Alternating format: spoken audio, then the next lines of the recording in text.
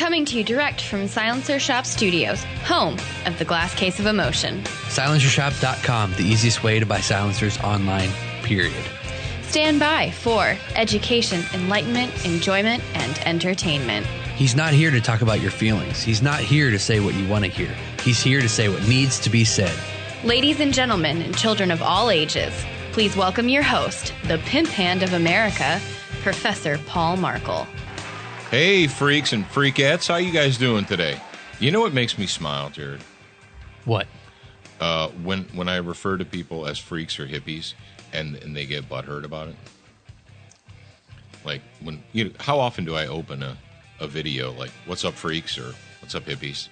Something like that. And every once in a while, someone who is they just don't get it. That's okay. We don't want them there anyway. They jump in and they're like, did you see the one where the douche nozzle from California wrote this manifesto lecturing me about what hippies were and yada yada? No. It's like, dude.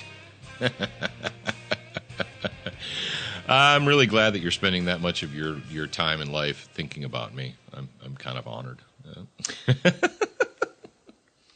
You know what I'm doing? I'm staying properly hydrated. That's what I'm doing. I got a confession to make. I am following. It's not really a confession. I'm following the program. You guys know that way back. Well, not way back. What day is today? February 17th, 18th, 19th, 20, 20, whatever. It's towards the end of February. And about 5 weeks ago, was it, Jared? Maybe 5-6 weeks ago, we were up in Camden, Tennessee, and Jared and I both participated in a class called Fight Strong with Matt Reynolds. And in addition to teaching you the 4 basic strength training exercises and how to do them properly, Matt went through things like conditioning exercises and fat-burning exercises and macros. And for all of you who were raised in the 70s and the 80s with the FDA's approved food pyramid.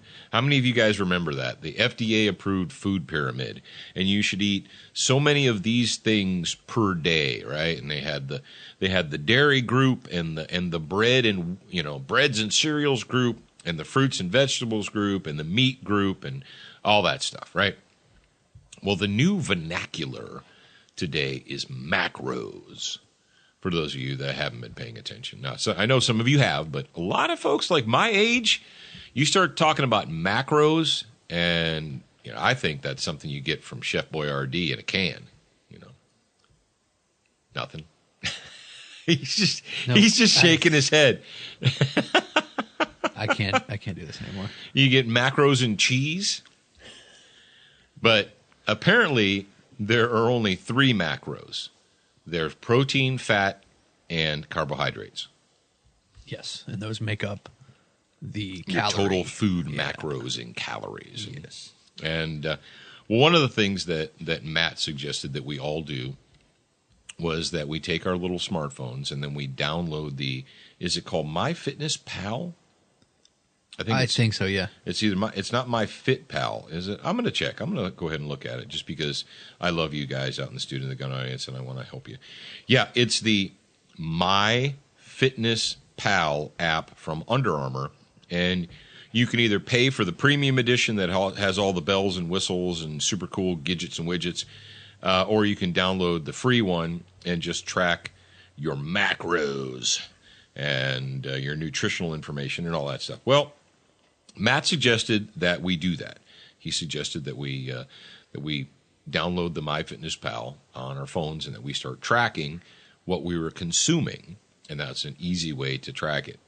And I've been doing it. I really have. I've been keeping up with it, and it's surprising things that you, brothers and sisters, I know today's not Wednesday and it's not a fitness talk day, but you'd be surprised how many things that they sell, that they market to you as healthy alternatives for whatever, when you actually put it into the calculator, you find out that you're like, wow, that healthy alternative has 1,000 calories. And unless you are a young person or an athlete, you aren't burning 3 or 4 or 5,000 calories a day, brothers and sisters. You're not burning those calories. What you're doing is you're storing them in your gut, in your butt. So I think that's interesting, and I have been paying attention, and I have been doing that, and I'm on the program, Matt. I want you to know that I'm doing my work. Was there was a question, I don't remember if I acknowledged this question or I answered it on the radio or not, maybe just been on Facebook, but it was somebody asking about where to start when dieting or changing the way that you eat. And I said, I propose you start with tracking what you're currently eating, because you don't know what to change unless you document what you're currently eating. And then by doing that, you will automatically just cut some stuff out of your food intake, because you're going to look at the list and be like, what? Bro, I ate all that? I was so bad at that. Oh, I had many moons ago, I had an office job. I was an operations manager for a security company. And every day I drove and I went into an office and I sat at a desk and I made phone calls and I did scheduling and payroll, and it wasn't exactly my ideal job. I learned a lot. I learned a lot. But the reason I bring that up is because I got soft. And I gained weight, and I was in that position in my life where in my mind, I was still that 20-year-old guy that could sit down and eat 3-4 pieces of pizza and not gain 2 ounces of weight. In my brain, yeah. I was that guy in my brain. But in the real world, I wasn't that guy anymore. And the muffin lady, we were in an office complex, right? It was like a 5 or 6 story office building, and there's all kinds of, there's attorneys and accountants and managers and this and that and that, office building. And so they had a cart and the muffin lady. She was a vendor, and she would come around. She had this really nice decorative basket full of muffins, and they were delicious. And they were probably about 800 calories per muffin, too. And so what I got into the habit of doing, and why I became fat and soft, was I would get up in the morning, I would eat breakfast at home, drive into work, get my coffee, and then about 9 o'clock, 9:30, the muffin lady would come in, and I would give her the, $2 or whatever per muffin. Then I'd sit at my desk, drink my coffee, and I'd consume another 800 calories before lunch. And yeah. The moral of the story is, don't do that. Muffin diving returns lots of calories. Yeah, you need to like ease up on the muffins there. Some you guys said, but part of it was because I just, in my mind I'm like, yeah, I'm still a young guy and I can burn calories and do stuff, and that wasn't happening at all. So take note. That's a free one for you guys out there. And I know that there's only a small percentage of you that care, but actually you should care. Because we care about you. We want you to be healthy. All right, this number one story gives me the opportunity to use a theme song that I don't think we've ever used on Student of the Gun Radio before. But every time I hear this song, I think of 2 things. I think of 1, Forrest Gump, and 2, I think of the friends that I have in the state of Alabama.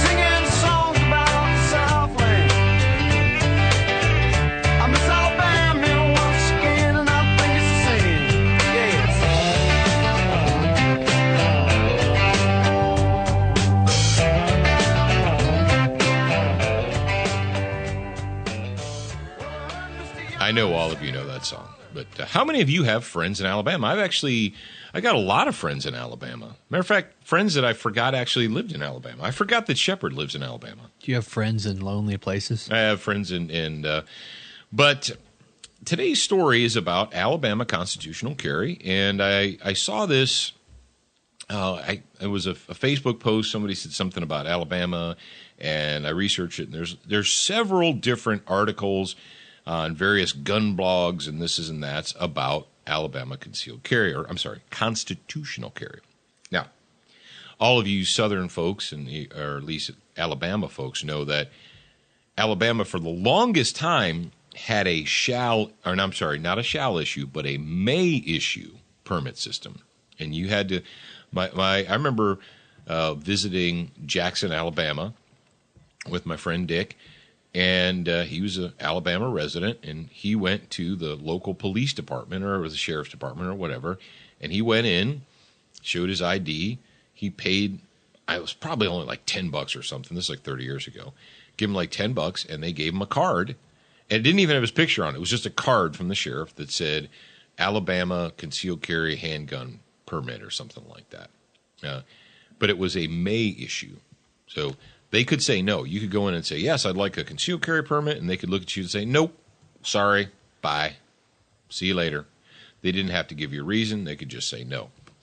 Well, I checked, and Alabama has since apparently, according to it's like U.S. gun laws or whatever, they have amended that to a shall issue. So now, in order for them to deny you a concealed carry permit, they have to give you a reason. They say, well, the answer is no, and here's why. Because we dug into your background and found that you're a lunatic or a habitual drug user or a felon or whatever, right? So that's the reason why we're going to say no. Well, Alabama, like many states in the union, they've been emboldened, and they're pushing for. They've got a legislator who's pushing for constitutional carry, and that was our topic on Morning Mindset on Friday was constitutional carry, understanding what it means. And we talked about how many of these folks who are against it, they're against it, they say for safety reasons. But the real reason is they're going to lose tax money. And if you know anything about bureaucracies and government agencies, once they start getting tax money, once they start collecting money from you, they don't ever want to let it go. That's the joke about like these bills, these taxes and bills are like, well, we're going to do this as a temporary measure. And the answer is no. Once you create an agency, once you create a bureaucracy, it's like herpes. It's impossible to get rid of because it becomes established. And then they're like, well, we can't just get rid of this agency and lay these people off. I mean, those are humans. These people need your money. You're like, well, what were they doing before you created that agency? Doesn't matter. We have to guarantee them jobs for life now because they're a member of the government bureaucracy. And you have to keep giving them your money. I'll give you a great example. How many of you remember when during the Clinton administration, when they were pushing for additional taxes on cigarettes and tobacco to fund children's health care programs, and then they continued it through the communist Obama era. But at the same time, they said, we as the government, we as the nanny state, hate tobacco, and we think it's wrong, and you should stop doing it. And we're going to punish you by putting these huge child health care taxes on your tobacco. And then somebody raised their hand and said, hang on a second. So you're going to create a program that is funded by tobacco taxes. Yep, yes we are. We're going to do that because that's the right thing to do. Yeah, but you want people to stop smoking. Yes, we do. It's terrible, and no one should smoke, and no one should use any kind of tobacco product, whether it's a cigarette or a cigar or a pipe or chewing tobacco or anything. No one should do it. Okay, so you created a program where you're collecting millions of dollars in tax money, and then you're redistributing that tax money out to your program recipients. Yes. But at the same time, you want people to stop that activity. Well, yeah. So if you get your wish, and tomorrow morning, every American citizen wakes up and decides that they're never going to buy a tobacco product again, what happens to the agency that you created and all the money, does it just go away? Oh, hell no, it doesn't go away. You just raise taxes on something else. No, because we've created this and we have to continue to fund it. So when you come up with a permit system and then you charge people to exercise their constitutional rights, you make them purchase a permission slip. Then somebody comes along and says, hey, we don't think that we need to require people to buy government permission slips anymore. You're like, oh, no. We want that money. That money's got to come from somewhere. But if you're a sheriff's deputy or a sheriff or one of these people, and you come out and say, hey, we really like this money and we don't want to give it up, then people look at you and they go, oh, so you care more about the money than the Constitution, right? Well, you can't say that. So what do they say instead? They say, public safety and officer safety and Jared, can you play the news clip video? Yeah. Okay, we've got news. This is from WCBI, a news outlet in Alabama. I want you to listen. They're going to interview some locals. Then they're going to interview a sheriff. And I want you to hear what these folks have to say. If you carry a concealed handgun in Alabama, you must have a permit. But a Tuscaloosa area lawmaker wants to change the law. Republican Gerald Allen has tried before to repeal the permit requirement. His bill is back in front of the Alabama legislature. WCBI's Victoria Bailey spent the day in Alabama listening to how residents there feel about the possible new law. She's joining us in the studio with that story. Victoria. Yeah, Joey and Andrea, I talked with tons of Alabamians today, and they all have different opinions. Some are concerned about their safety, while others are worried about their rights. In order to carry a concealed gun in Alabama, you need one of these, but some people say that's too much red tape. You have the right to carry that firearm, but you have to have all these other odds and ends and documents saying you can, when you should just be able to go purchase it and carry it if you choose. Alabama lawmaker Gerald Allen pre-filed this bill in January. In effect, what this bill does is takes the tool away from law enforcement to be able to disarm violent criminals. This proposal has many members of law enforcement concerned. As a sheriff, I firmly back the Second Amendment, and I want all of our citizens to be able to be armed to protect themselves. But at the same time, law enforcement has to be able to go in and disarm bad actors, criminals, mentally ill, terrorists. And I don't think this bill has been well thought out. Lamar County Sheriff Hal Allred tells WCBI the $20 fee to carry a concealed weapon permit assists the department with many necessities, and Pickens County Sheriff David Abston agrees. This money generated from the pistol permit goes to buy our uniforms, equipment, our firearms, our training, our ammunition to train, and sending the people to the police academy. Once you take away that funding, where is this money going to come from? Abston goes on to say the Alabama Sheriff's Association, along with Pickens County Commission, are against the bill. Joey? Oh, go ahead and...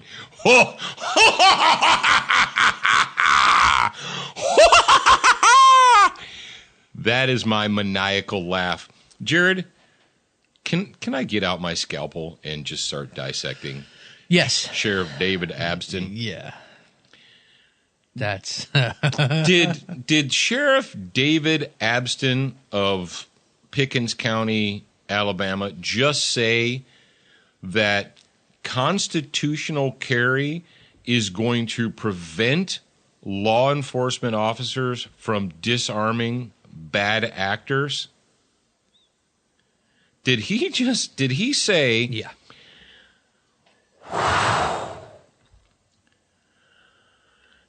Here we go. Quote, in the story it says, in effect, this bill does it take...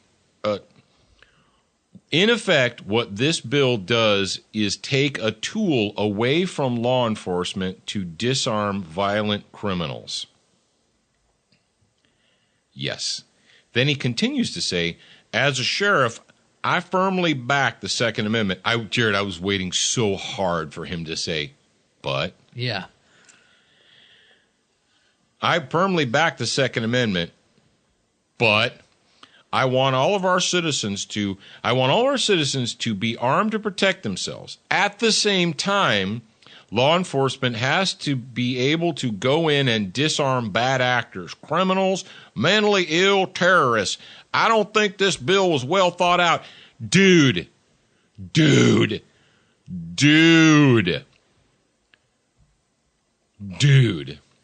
Then he goes on to say, all right, so the $20 fee funds uniforms, weapons, training. Oh, what?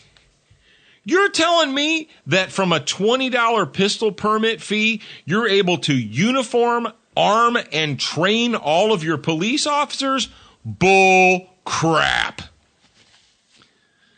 Now, maybe if the person behind this black carbon steel microphone had not gone to the police academy and had not graduated top in his class academically and had not become a certified police officer, maybe if the person behind this microphone hadn't done all that stuff, he might be inclined to believe the nonsense coming out of Pickens County Sheriff David Abston's mouth. Apparently, in Alabama, you don't have to do constitutional law to become a sheriff. You don't have to study constitutional law to become the sheriff. Is that what you're getting out of this, Jared? Is this dude trying to convince the art-hearted masses that constitutional carry means if it passes, then police officers in Alabama, law enforcement officers, will no longer be able to disarm bad actors? Here's a look into the mind of someone who has the us versus them, the shall issue versus the not issue, the may issue. He says in his quote, his opening quote, in effect, what this bill does is take a tool away from law enforcement to disarm violent criminals. Okay, well, that's crap. That's bull crap. Constitutional carry has nothing to do with law enforcement. But in his mind, and this is when you have to pay attention to what people say. In effect, what this bill does is take away a tool from law enforcement. So the way the sheriff sees this is that the permit system, which means that you, as the citizen, have to go to the sheriff and ask for permission to carry a gun, and he can, either do it or not. He sees that as a tool of what? What's our slave state music, Jared? Control. And I think if you dissect the brain of the sheriff here, what he's really looking at is he's looking at a loss of control, because no longer will the peasants, they're not going to have to seek permission from him to exercise their constitutional rights. And he don't like that. I mean, this nonsense, we re-listened to it off air. He says, that money is used to buy, he said, uniforms, equipment, firearms, ammunition, training. Holy crap balls! They must be getting some hella discounts on uniforms, training, ammunition, firearms, and equipment in Alabama, that they can fund it all with permit fees. Hey, Sheriff. You there? Okay. Now, the shall issue permit system in Alabama has actually only been in place for a relatively short amount of time. Before they had that, and they had may issue was, it was discretionary, and only a small amount were ever given out. How did they uniform, train, fund, equip, buy ammunition for law enforcement officers in the state of Alabama before the permit system? Because, you can't tell me that it's been in place for 200 years, because it hasn't. It hasn't even been in place for 50 years. I don't know what the date line is, but I doubt it's been in place for 20 years. So what you're telling me is before the concealed carry permit tax went into effect, they, I guess the sheriffs were unarmed, naked, and untrained.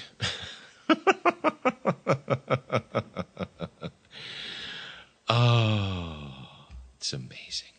It's amazing. All right, let's thank our friends at Brownells, because they're our friends and they're your friends. And the people at Brownells.com make this show happen. So check those guys out. If you need ammunition or guns or optics or anything else, Century Arms, the sweetest smelling arms maker in the U.S. of A. You can see what they've got going at centuryarms.com. And I'm telling you, we're going to have more videos coming up of the TP9SF Elite. Yes. It's going to happen, so pay attention. We've got 2 of them actually already completely produced, and we've got 2 more to work on. So. You mean you professionally produce and edit your videos? You don't just like put them up on YouTube direct from your phone? No. Oh. Although you can make videos from your phone now that looked pretty professional, which is cool. Editing, that's what it's all about. Duracoat, because life is too short to have an ugly gun. You can get Duracoat products from Brownells, or you can go to LauerWeaponry.com and get them there. You can do whatever you want. You're an American. SWAT Fuel. Why? Well, because I think you should have a sharper mind and a stronger body. That is my endorsement to you. And if you'd like to have a sharper mind and a stronger body, well, go to SWATFuelStore.com and use the promo code SOTG2015. You're going to save yourself some money. Frog Lube Green Minty Fresh. It is a bio-based firearms lubricant, and you can get it from froglube.com or your favorite local gun retailer, or you can get it from brownells.com. So basically, you're all out of reasons not to have it. And lastly, but not leastly, on our hit parade, Crossbreed Holsters. Makers of the Super Tuck Deluxe, the most comfortable inside the waistband holster that you are ever going to carry. Assalamu alaikum wa rahmatullah. Das geht an die Oma des letzten Propheten Muhammad sallallahu alaihi wasallam. Ich bin Allah so dankbar, ein Muslim sein zu dürfen. Das geht an die Oma. Wir sind die Oma. Check das aus. Bismillah. Oh, this story comes to us from the dailywire.com. Dailywire.com, and it is datelined February 15th, 2017. And the title of the story is this. This is, I love the irony here. It's so tasty. It's so choice. It's like, Donald Trump's trying to keep out these people because he hates Muslims, and Muslims he's a xenophobic. Rah, rah, rah, rah, rah. Title of the story from the Daily Wire is Islamophobic Saudi Arabia deports 40,000 Muslim Pakistanis, citing terrorism concerns. Because, you know, like when you think of Islamophobia and racism and xenophobia, the first thing you think is Saudi Arabia, right? Saudi Arabia has deported a staggering 40,000 Pakistani migrant workers in the span of just 4 months, citing terrorism concerns. The Saudi Gazette reported last week that a number of Pakistanis were held in the crimes of drug trafficking, thefts, forgery, and physical assaults. Authorities feared that some of the migrant workers were linked to ISIS, or as the Saudis call the terror group, Daesh, D-A-E-S-H. Other migrants were deported due to expired residency and work permits. Is that not interesting, Jared? So, right in the heart of it all, we have Saudi Arabia, a hardcore 100% Muslim country, that's kicking out Muslims because they think that they might pose a terrorist threat. Did you see this the CNN report on this? And how they were calling Saudi Arabia, they're all xenophobes and they're racists and they're blah, blah, blah. Oh, that's right, they didn't. Because apparently it's okay for Saudi Arabia to protect its national interest by kicking out people that are undesirable, but we can't do it here in America because if we do it, well, we're just racists. Crazy talk. Attention, new listeners. We produced a free training video series called 7 Training Tips That Could Save Your Life. We want you to have access to this life-saving information. Get instant access now at studentofthegun.com. Do you watch Student of the Gun TV, read the blog, and follow us on Facebook? If you answered no to any of those questions, you are wrong, but you can easily fix yourself. Go to studentofthegun.com to find everything SOTG. Meet Sid. Sid doesn't check for traffic updates. SID does simplify suppressor ownership. Meet SID, the new interactive kiosk that makes the fingerprinting and paperwork of silencer applications quick, easy, and pain-free. If you're ready to own a silencer, make time to meet SID, your new buddy in the silencer business. Available at selected Powered by Silencer shop retailers. There you go, Sid. Now, speaking of silencershop.com, I actually I did a little bit of local research when it comes to silencer sales and so forth. Some people out there are panicking. Have you noticed that? Everybody on Facebook loves to panic.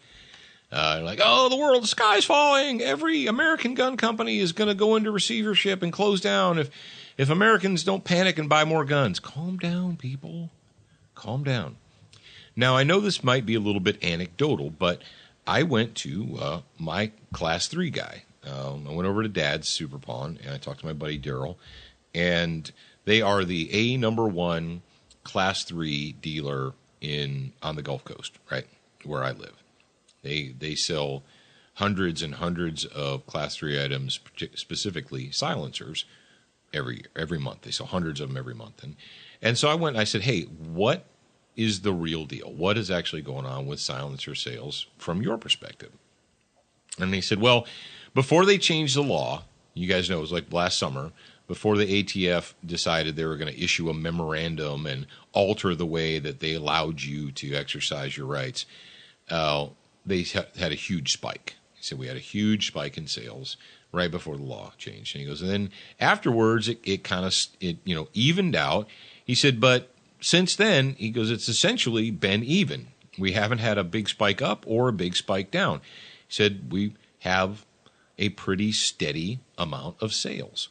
And I said, well, that's interesting because, if you read the panic posts on Facebook, every silencer manufacturer in America is getting ready to close their doors and they're laying people off and it's the end of the world as we know it. And I asked him how their gun sales were, and he said, obviously they had a Christmas spike.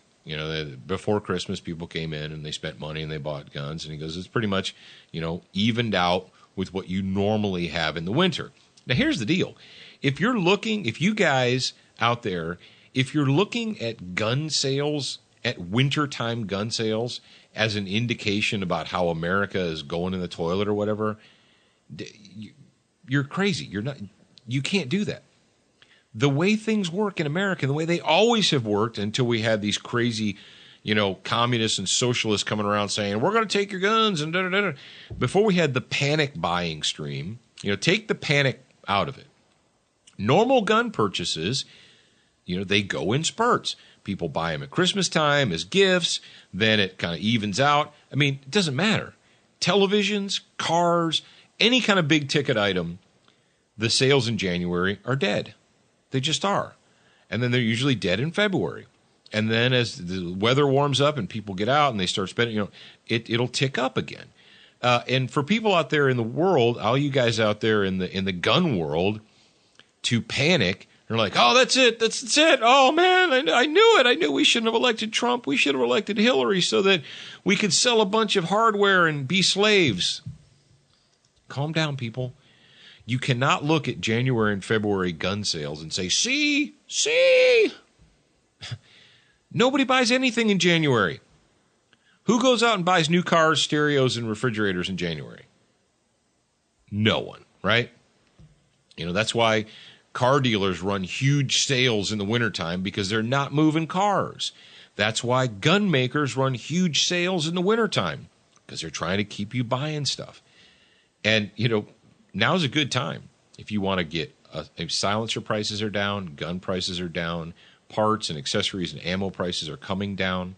They're not really super far down yet, but you can get deals. But what I really want to talk about today in quiet time is this: the Hollywood version of men versus real men. Have you noticed that, Jared? How when Hollywood, especially sitcoms, television, when they want to portray someone as a conservative man, it's the stereotypical, he has the deer head hanging in his office. He's got a deer head, and he's got a some kind of a gun rack or a gun case, and essentially he's like a cartoon character. And I don't know about you guys, but what I'm looking for, and I guess maybe I'm hoping for something that's never going to happen, but I really wish that there were some actual, genuine men in Hollywood. Don't you, Jared? Or do you feel like maybe the studio system is just what it is, and that you're never going to be able to portray actual men as men? I don't think you'll be able to, because men can't be men. They have to. So you either have they create this cartoon character man who is stubborn and arrogant and always talking about killing stuff and blah, blah, blah, blah, blah. But I tell you what they never do. Like, for instance, you guys know, if you listen to Student of the Gun Radio, we talk about our personal lives sometimes, but Zach the Shipping Ogre and I, one of the things that we do is we'll watch, we don't have normal TV. We watch Netflix through Zach's Xbox. And we'll pick out a show, and we'll start, watching a show, a series, and we'll watch a little bit here. And, we were looking for a new show. And many of you probably know that Tim Allen has a show on Fox called The Last Man Standing, right? And it's kind of a Tim the Tool Man without being Tim the Tool Man. You've got Tim Allen, who's playing the manly man, right? And he works for a Bass Pro knockoff store called Outdoor Man, and he's Outdoor Man, and he's into guns, and he's into hunting, and he's this stereotypical Hollywood, version of conservative hunting man, right? And of course not of course, but he has a family and he has a wife and he has daughters, and so he gets the pushback from the woman's side, and yada yada yada. And he owns all these guns, and he has a gun cabinet, and he has a this, and he has a that. And he's supposed to be the conservative man that votes Republican, and yada, yada. But tell you what, none of these guys ever do, Jared. They don't do what real men in America do. They don't carry guns. See, Hollywood doesn't understand that the person that Tim Allen portrays on this show, that guy actually would carry a gun every day. He actually would get up in the morning, he would put a gun on. And there's a couple episodes, and it's a sitcom, so they don't go super serious. They can only go so far with for instance, they had the episode where their neighbors got burgled, right? And so Tim puts in a security system, and they spend all this time talking about this new security system. And he says something about, I have guns and blah, blah, blah. But, of course, in the show, all the guns are safely locked. They're either they're display pieces hanging on racks, or they're all safely locked up in a gun cabinet. Because when you're the mind of a Hollywood writer, that's what you have to do, right, Jared? I mean, if you own guns, they have to, unless you're actually in the woods hunting a deer, your guns all have to be locked up safely in a cabinet and blah, blah, blah. And I hope for the day that, and I guess that's just a pipe dream, but that real men can be portrayed as men, by Hollywood, instead of these cartoon characters of men that they like to portray. And of course, anybody who is a real man, in the end, is always going to be wrong. They're racist, or they're thisist, or they're thatist. And the story that Hollywood is selling is, well, if you want to be a good citizen, you need to modify and alter and change your thoughts and behaviors. You can't be all strict and hardcore and stuff. And Tim Allen tries to do it, but then in the show, I'm really not liking. A lot of you guys probably have watched the show beginning to end, and you're already familiar with it. But it takes a real hardcore turn in the second season, where they start introducing all this liberal horse crap, and his daughters turn on him and what have you. But anyway, that was my thought for today for Quiet Time. Is I just wish Hollywood had some actual real gun-carrying men versus these cartoon characters of men. Now, Jared, I see at the bottom of the show notes that you want to remind them of their homework assignment, and I'll let you do that. Homework for today is to pick up the 20th anniversary edition of my first book from studentofthegungear.com. It's your first book? Yes. Or is it my first book? It's mine. Is it called My First Book? Nope. So it's actually my first book. My meaning Paul Markle, the host of the show. But yes, Jared did this. We talked about it, and he decided that we would make that available to you guys. And it's available to everyone, right? Everybody in the listening audience? Yes. All right. You can get it at studentofthegungear.com. It's called Have Passport, Will Travel. And it is this 2017 is the 20th anniversary of the first book. Now, the first book, now a lot of you guys, you slicksters out there, I know who you are. You're out there, you're like, I went to Amazon and I saw that book, and it says it was published in 2004. That was actually the second printing of it. The original book was published in 1997, and then the one with the green cover that you see on Amazon as a used book, that one was published in 2004. So there you go. All right, kids, tomorrow, let me look at my show notes. What is tomorrow? Tomorrow we're going to talk about ATF and 80% silencers. You're like, what? I didn't even know there was such a thing. Yeah, you tune in and find out, and we'll have some Brownell's bullet points for you. And, of course, we will have a Fighting Fitness brought to you by SWAT Fuel, so make sure you're there. Until then, remember, you're a beginner once, a student for life.